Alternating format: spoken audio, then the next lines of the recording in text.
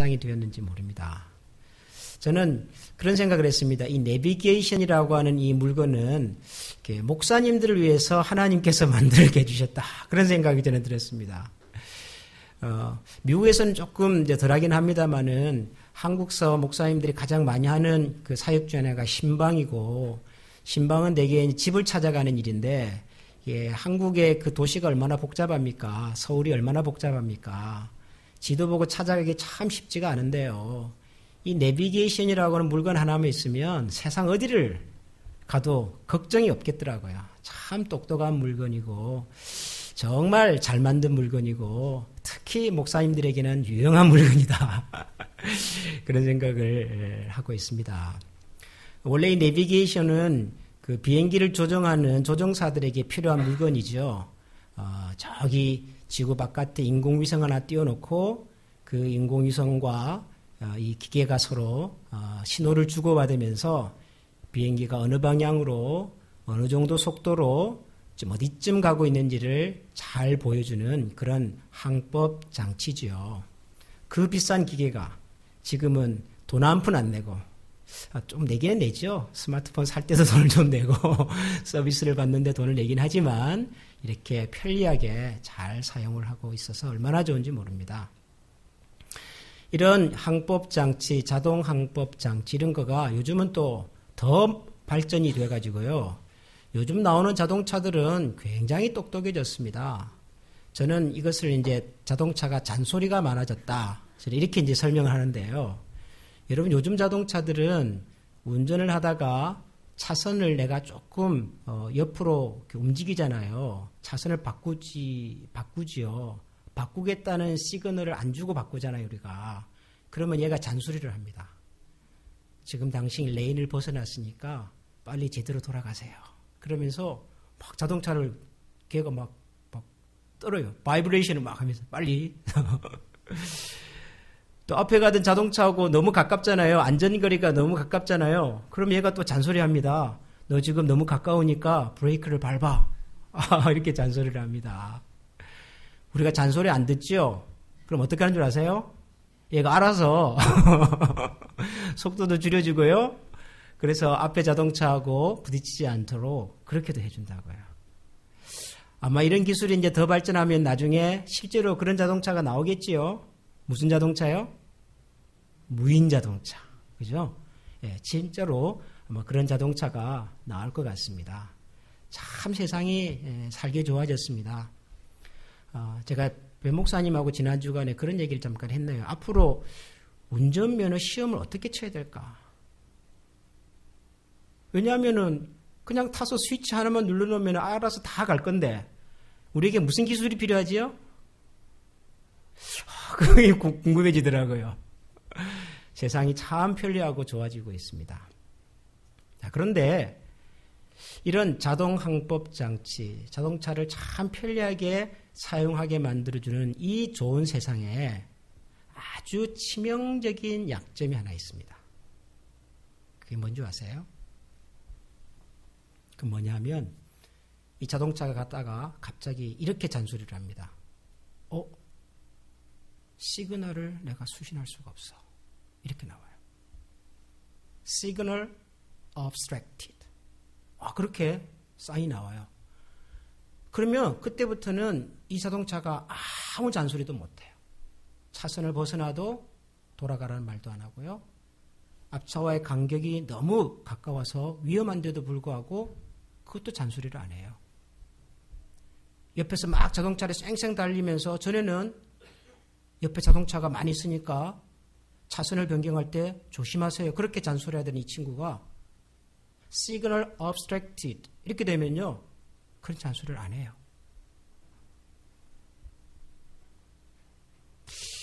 제가 그걸 보면서 갑자기 이런 생각이 들었어요.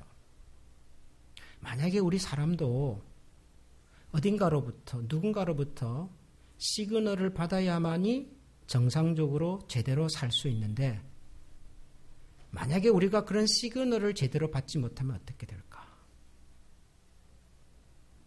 우리 사람이라는 존재가 우연히 어쩌다가 태어난 것이 아니라 창조주 하나님의 계획과 그리고 그분의 생각과 의지 속에서 만들어지고 태어나고 그리고 세상을 산다고 믿는 사람들입니다.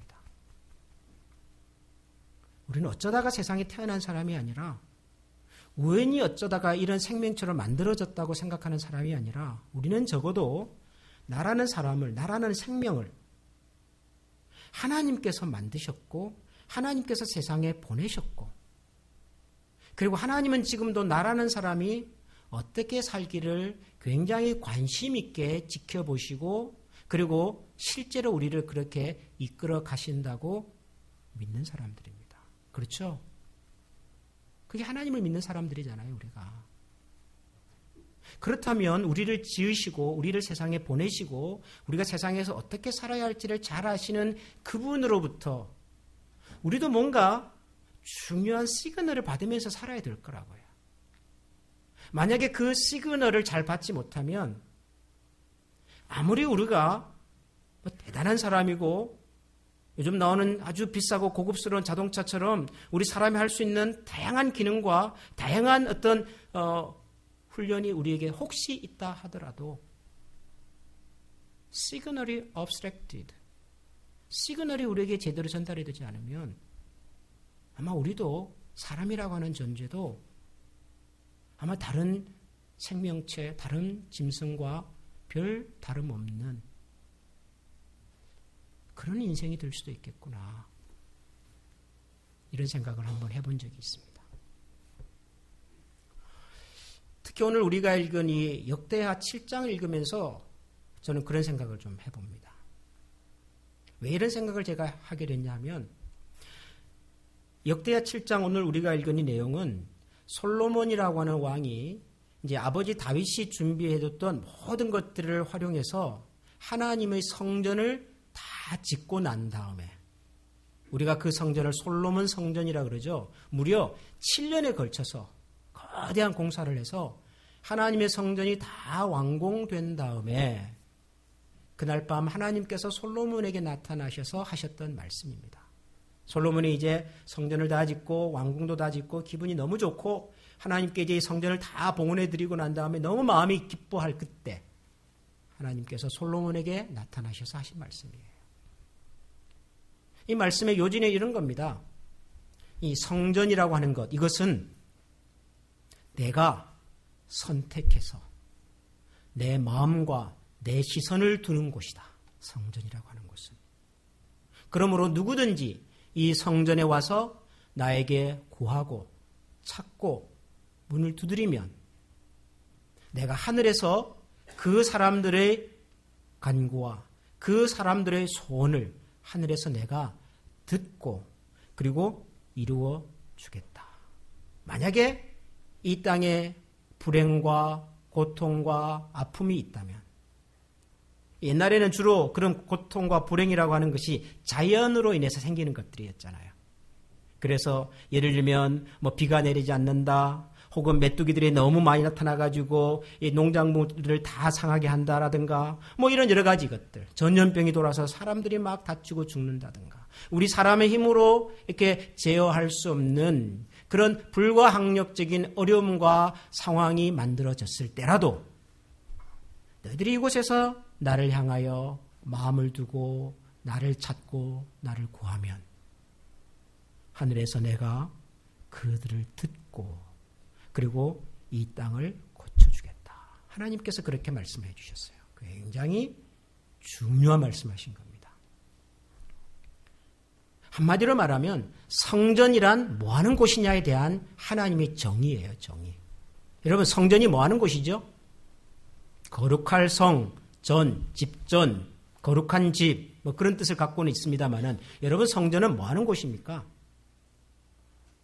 성전은 기본적으로 옛날 이스라엘 사람들이 하나님께 제사를 드리던 곳이었습니다. 그렇죠? 지금 같으면 예배, 그렇게 말할 수 있겠습니다. 성전은 하나님께 예배하는 곳입니다.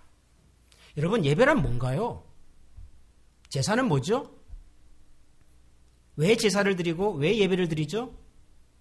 여러분 오늘 아침에 예배 드리러 나오셨습니다. 시간을 정하고 단정하게 옷을 입고 그리고 여러 가지들 준비해서 여러분들을 오늘 아침 예배드리러 오셨잖아요. 왜 예배드리러 오셨습니까? 왜 오셨습니까? 지금 뭘 하고 계시는 겁니까, 여러분들은? 여러분, 예배와 제사에서 가장 중요한 것은 우리가 하나님을 만나는 것입니다. 제사와 예배의 가장 핵심적인 요소는 하나님과 하나님을 믿는 그분의 백성 사이에서 이루어지는 소통이에요, 소통. 커뮤니케이션이에요. 여러 가지 방법으로 소통을 합니다. 옛날에는 주로 짐승을 가지고 와서 짐승을 죽여서 그걸 태워서 그리고 그 제사를 드리면서, 그죠? 혹은 곡식을 가져와 가지고 곡식을 그 앞에 하나님 앞에 드리면서 뭐 여러 가지 방법으로 그렇게 제사를 드렸습니다. 지금은 어떻게 하지요? 우리가 제물을 가지고 와서 제사를 드리지는 않습니다. 그러나 우리의 몸과 마음을 하나님 앞에 드리지요. 너의 몸은 하나님께서 받으시는 산 제사다 그러셨잖아요.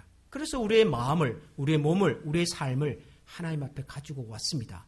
그리고 이 시간 우리가 하나님 앞에 드리는 겁니다. 드린다고 하는 것이 뭘 잡는다, 죽인다는 뜻이 아니라 우리의 생각과 관심과 의지를 하나님께 집중해서 하나님께서 보실 만한, 하나님께서 기뻐하실 만한 그런 모습으로 지금 하나님께 올려드리는 거지요. 하나님과 하나님을 믿는 사람들 사이의 커뮤니케이션입니다. 소통입니다. 이게 제사예요. 이게 예배라고요. 하나님께서 이스라엘이라고 하는 나라를 옛날에 저 갈대아 우르라고 하는 지역에 살고 있었던 한 사람 아브라함과 그의 가족을 통해서 이제 시작을 하시잖아요. 그리고 그의 자손들을 통해서 그래서 가나안 땅으로 이끌어가시고 이집트에서 오랜 세월 동안 힘들게 살았던 그 사람들 다시 불러내가지고 광야를 거쳐서 다시 이스라엘이라는 국가를 만들어 가시는 이런 긴 역사 속에서 하나님께서 이 이스라엘이라고 하는 이 나라와 민족과 이 사회와 공동체를 그렇지 않은 다른 나라, 다른 사회, 다른 인종, 다른 종족, 다른 공동체와 아주 특별하게 구별하신 내용 중에 하나가 뭐냐 하면 이 이스라엘이라고 하는 민족은, 나라는, 백성은, 사람들은 철저하게 누구랑 소통하는 사람들이에요? 하나님과 소통하면서 사는 민족. 하나님과 소통해야만 살 수 있는 민족. 하나님과 소통함으로써 세상의 모든 문제와 상황을, 환경을 극복해내면서 하나님의 계획을, 의지를, 꿈을 이루어낼 수 있는 그런 특별한 민족. 그렇게 만든 민족이라고, 이스라엘은. 그래서 이것을 굉장히 상징적인 방법으로 하나님은 많이 보여주셨어요. 대표적인 거가 이스라엘 백성들이 광야를 40년 동안 살면서 그 광야 40년을 살아가는 동안 하나님이 보여주신 여러 가지 시각 교육들이었어요. 대표적인 게 뭐냐 하면 성막이라고 하는 것이었습니다. 성막. 제가 지난번에도 잠깐 말씀드렸지만 그 많은 이스라엘 백성들이 광야를 40년 동안 여행하면서 가나안을 찾아가야 합니다. 가나안은 지금의 이스라엘입니다. 지금의 이집트에서 그 홍해를 건너가지고 지금의 아라비아 사막, 그 광활한 그 사막을 40년 동안 살다가 가나안으로 들어갑니다. 그때 지도가 있었나요? 내비게이션이 있었나요? 가본 사람이 있었습니까? 이스라엘 사람들 중에 혹시 가나안에 가본 적이 있어서 앞에서부터 나를 따라오십시오. 제가 길 안내를 해드리겠습니다. 그런 사람이 있었습니까? 없었어요. 여러분 이상하지 않으세요? 한 번도 가본 사람도 없고 지도도 없고 나침판도 없는데 여러분 아라비아 사막이라고 하는 것이 무슨 클리블랜드 땅처럼 이 정도 손에 들어오는 땅이 아니라고요.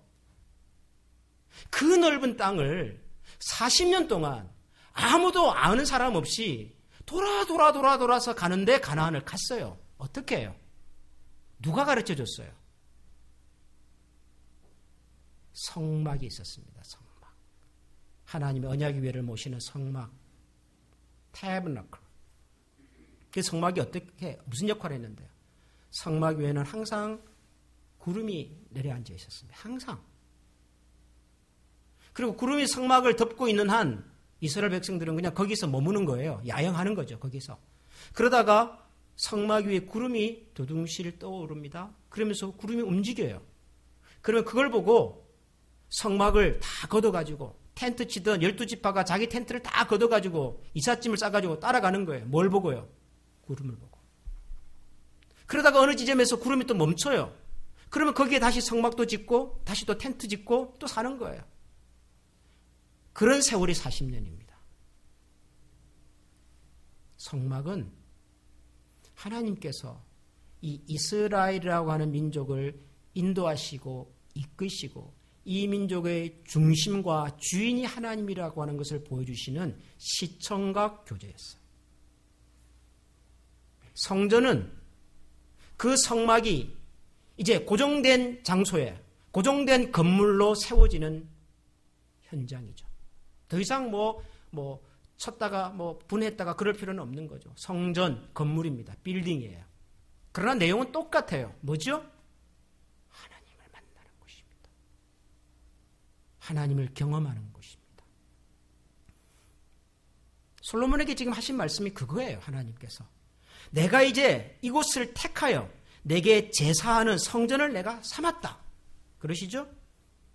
14절 보면 내 이름으로 일컫는 백성이 악한 길에서 떠나 자기를 낮추고 기도하며 내 얼굴을 찾으면 하늘에서 내가 듣고 그들의 죄를 사하고 그 땅을 고치겠다. 그러십니다. 16절도 보면 이는 내가 이미 이 성전을 택하고 거룩하게 하여 내 이름을 여기에 영원히 있게 하였음이라. 내 눈과 내 마음이 항상 여기에 있다. 그러십니다. 그러니까 이스라엘 백성들이 이제는 요 한 가지만 잘하면 되는 거죠. 하나님의 마음과 하나님의 생각과 하나님의 시선이 모이는 성전에 가서 하나님께서 우리에게 뭘 원하시는가? 하나님 지금 뭘 기대하시는가? 하나님 지금 우리가 가지고 있는 문제와 이 상황에 대하여 어떤 해결책을 가지고 계시는가? 라고 찾아가서 물으면 하나님을 구하고 찾으면 하나님은 거기서 우리의 간구를 들으시고 그리고 우리의 죄를 사하시고 혹은 우리의 삶의 여러 문제들을 고치시겠다라고 약속해 주신 겁니다. 이게 성전이에요. 이게 이제 솔로몬 시대 완성이 된 겁니다. 솔로몬이 완성했으나 사실 이 성전을 준비한 사람은 다윗이죠. 다윗. 한평생 심혈을 기울여서 이 성전 공사를 준비했던 사람. 제가 역대기라고 하는 성경을 읽으면서 참 이상했던 거가 이거예요. 제가 저번에도 말씀을 드렸지만 이스라엘의 역사예요. 이스라엘이라는 나라의 역사입니다. 이스라엘이라는 나라의 역사를 이미 누군가가 기록을 했어요. 그 책이 열왕기상, 열왕기하라는 책입니다. 그리고 그 앞에 나오는 사무엘상, 사무엘하도 마찬가지입니다. 이 네 권의 책이 다 이스라엘의 역사입니다. 이스라엘의 첫 번째 왕이었던 사울 왕부터 시작해서 이스라엘의 마지막 왕이었던 시드기야 왕까지의 역사입니다. 이미 기록이 돼 있어요. 좋은 역사 기록이 남아 있습니다. 그런데도 성경에 또 다른 역사가 등장을 하는데 이게 역대기더라고요. 역대상과 역대하. 여기도 왕들의 이야기가 나옵니다. 사울도 나오고 다윗도 나오고 솔로몬도 나오고 그리고 수많은 이스라엘 왕들의 이야기가 나옵니다. 그런데 이 역대기의 역사는 굉장히 독특하더라고요. 이 이스라엘에 등장했던 그 수많은 왕들 중에서 이 역대기는 단 두 사람의 왕을 한가운데다가 두고 기록을 했어요. 다윗과 솔로몬. 다윗과 솔로몬이 유명한 왕인 것은 맞습니다. 아무리 그래도 이스라엘의 역사를 기록하는데 우리 대한민국의 왜 조선의 500년을 기록한 역사가 있잖아요. 왕조실록이라든가 이런 게 있잖아요. 아무리 세종대왕이 위대해도 역사의 절반을 세종대왕에게만 기록한다는 것은 그건 말이 안 되는 거죠. 아무리 영조와 정조 임금이 대단한 왕이라도 그 두 분에게 대부분의 역사 기록을 하려 하는 것은 그거는 맞지 않는 얘기입니다. 그런데 이 성경은 그 많은 왕들 중에서 다윗과 솔로몬 이 두 사람의 역사를 대부분 기록합니다. 더 이상한 것은 다윗과 솔로몬이 약 40년 합치면 80년 왕으로 다스렸는데 이 왕으로 80년 동안 다스리는 동안 얼마나 많은 일이 있었냔 말이에요. 근데 그런 것들은 다 그냥 간단하게 그냥 무시해버리고요. 다윗은 누구냐? 성전을 건축하기 위해서 이렇게 준비한 사람이다. 이 얘기예요. 그럼 솔로몬은 누구냐? 솔로몬은 하나님의 전을 완공한 사람이다. 이 얘기예요. 다른 얘기는 거의 언급하지 않습니다. 다윗과 솔로몬 두 사람의 인생을 성전이라고 하는 것으로 설명을 해요. 성전. 왜 그랬을까요? 오늘 우리가 읽은 역대하 7장에서 말하는 이 성전의 중요성 때문입니다. 이스라엘 민족일 수 있는 이유는 그들이 하나님과 어떻게 소통하며 사느냐에 달렸단 말이에요. 하나님과 소통할 수 있는 현장이 성전이란 말이에요. 하나님이 성전을 허락해 주셨습니다. 이제 이 성전으로 너희들이 찾아와서 나를 찾고 나를 구하고 나를 만나면 내가 들어주겠다. 내가 대답해 주겠다. 내가 고쳐주겠다. 내가 해결해 주겠다. 하나님이 그렇게 약속하신 현장이라고요. 이것이 이스라엘을 이스라엘로 만든 굉장히 중요한 내용이에요. 우리가 하나님을 믿는 사람입니다. 예수 믿는 사람입니다. 우리가 하나님을 믿는다, 예수님을 믿는다라고 하는 말에 내용이 뭐예요? 내용이 뭡니까, 여러분? 나는 예수님이 나를 구원하신 나의 구주인 것을 내가 믿습니다. 시인하는 겁니까?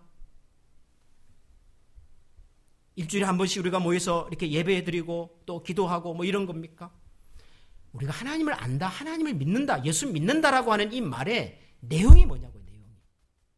우리는 하나님 없이 살았던 우리를, 하나님 모르고 살았던 우리를, 하나님과 전혀 상관없이 살던 우리를 어느 날 하나님께서 나에게 찾아와 주셔서 나를 선택해 주셔서 이제는 나와 하나님과 인격적으로 만나고 대화할 수 있는 길을 만들어 주셨고 그 길을 통해서 매 순간 아니 영원토록 나와 하나님께서 소통하면서 교제하면서 그렇게 나를 이끄시고 나를 만드시고 내 인생을 책임져 주신다고 하는 그 하나님을 내가 믿고 따르면서 사는 거라고요. 우리가 하나님의 자녀로 산다고 하는 것의 핵심은 뭐냐 하면 하나님과 내가 그래서 매 순간 소통하는 거라고요. 커뮤니케이트 하는 거라고요.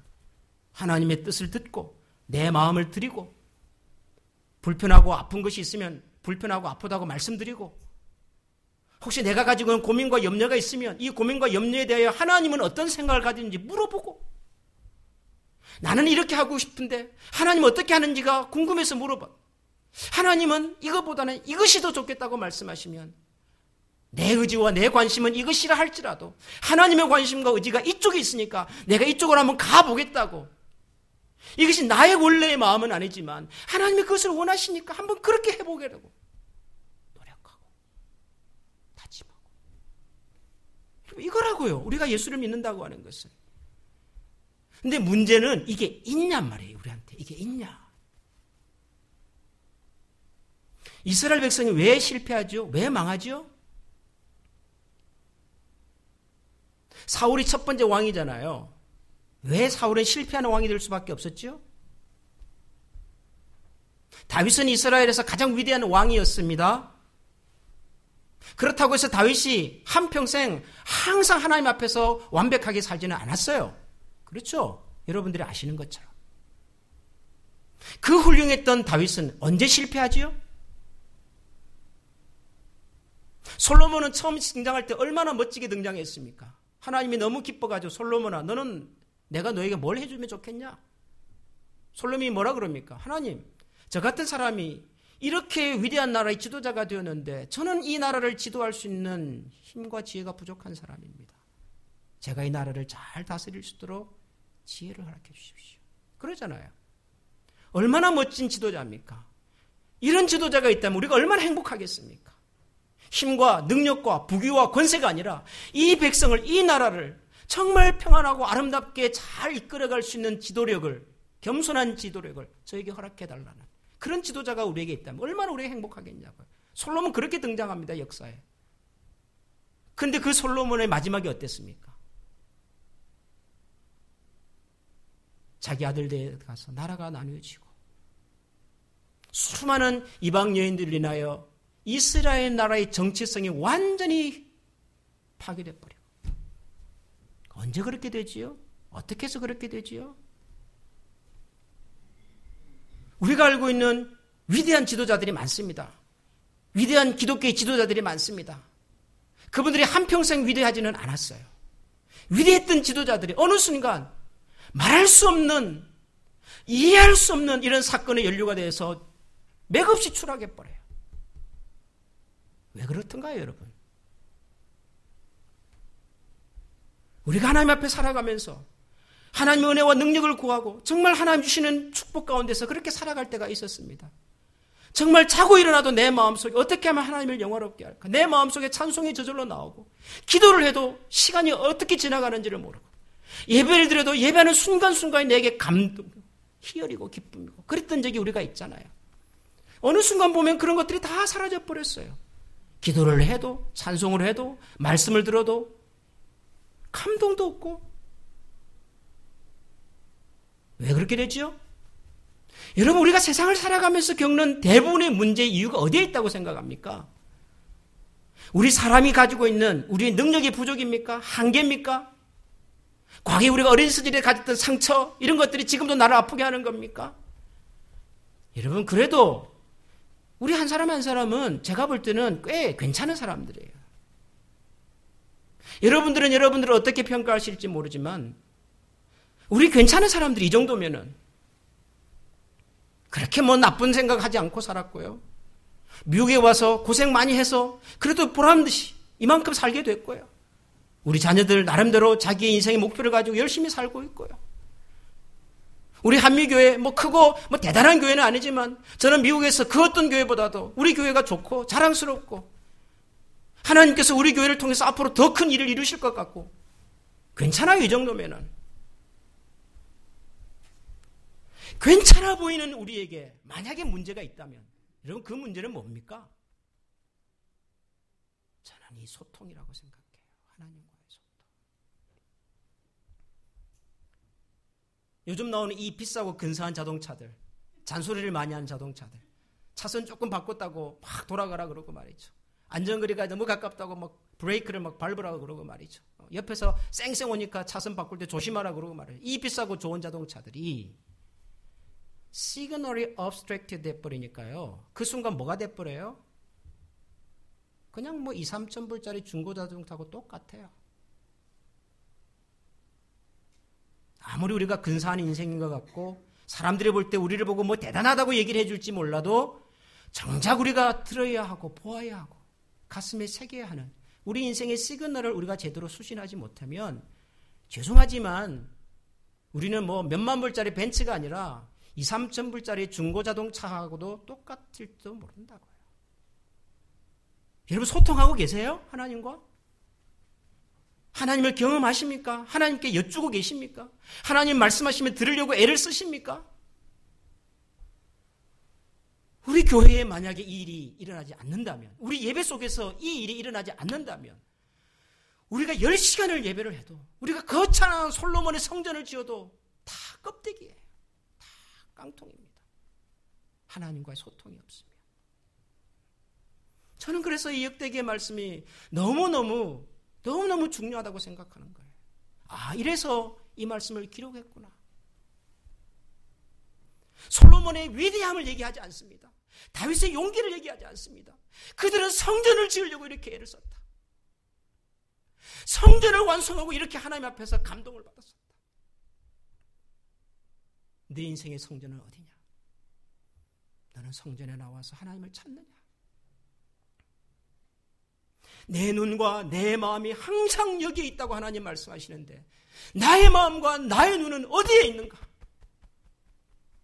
하나님과 시선이 맞아야 하는데 하나님의 시선과 나의 시선이 지금 엇갈리고 있으면 우리가 무슨 수로 이 세상을 하나님의 자녀답게 살 수가 있겠냐고요. 사랑하는 성도 여러분, 하나님과 소통하십시다.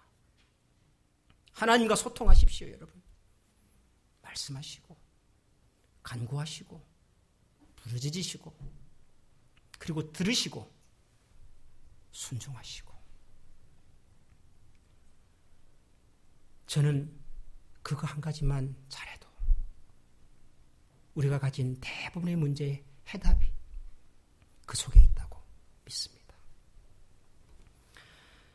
우리 사랑하는 한미 가족 여러분, 하나님과 소통하는 일에 더 심혈을 기울여 주시고 하나님께 예배하는 이 일을 소중하게 여겨 주시고 하나님의 말씀을 듣고 기도하고 찬양하는 일에 여러분의 인생을 걸어 주십시오. 그래서 하나님과 우리가 영적으로 온전하게 하나가 되어 살아갈 수 있는 신실한 주의 자녀들이 되기를 주님의 이름으로 소원합니다. 기도하겠습니다.